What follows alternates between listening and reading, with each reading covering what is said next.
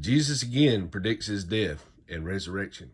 They were on their way up to Jerusalem with Jesus leading the way, and the disciples were astonished, while those who followed were afraid. Again, he took the 12 aside and told them what was going to happen to him. "We are going up to Jerusalem," he said, "and the Son of Man will be betrayed to the chief priests and teachers of the law. They will condemn him to death and will hand him over to the Gentiles, who will mock him and spit on him, flog him, and kill him. 3 days later, he will rise."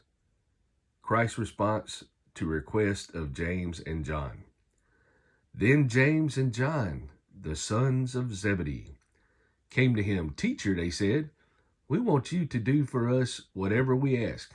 "What do you want me to do for you?" he asked. They replied, "Let one of us sit at your right and the other at your left in your glory." "You don't know what you are asking," Jesus said. "Can you drink the cup I drink or be baptized with the baptism I am baptized with?"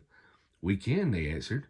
Jesus said to them, "You will drink the cup I drink and be baptized with the baptism I am baptized with. But to sit at my right or left is not for me to grant. These places belong to those for whom they have been prepared." When the 10 heard about this, they became indignant with James and John. Jesus called them together and said, "You know that those who are regarded as rulers of the Gentiles lord it over them, and their high officials exercise authority over them. Not so with you. Instead, whoever wants to become great among you must be your servant, and whoever wants to be first must be slave of all.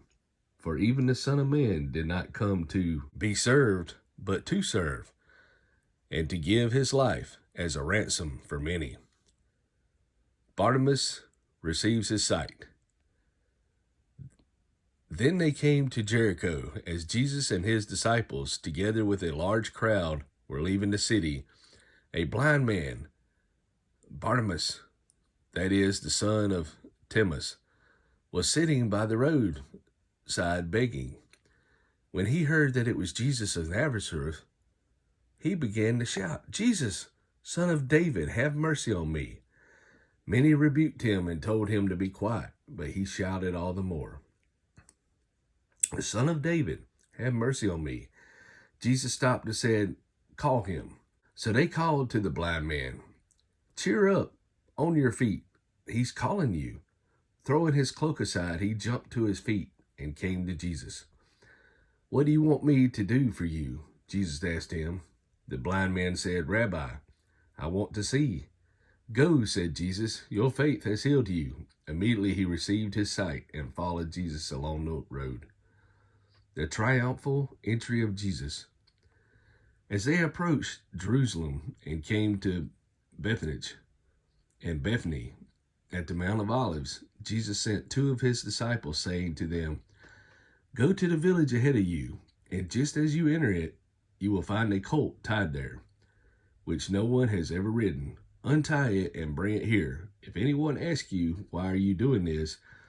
tell him the Lord needs it and will send it back here shortly." They went and found a colt outside in the street, tied at a doorway. As they untied it, some people standing there asked, "What are you doing?" "Untying that colt." They answered as Jesus had told them to, and the people let them go. When they brought the colt to Jesus and threw their cloaks over it, he sat. James and John would suffer martyrdom and exile respectively.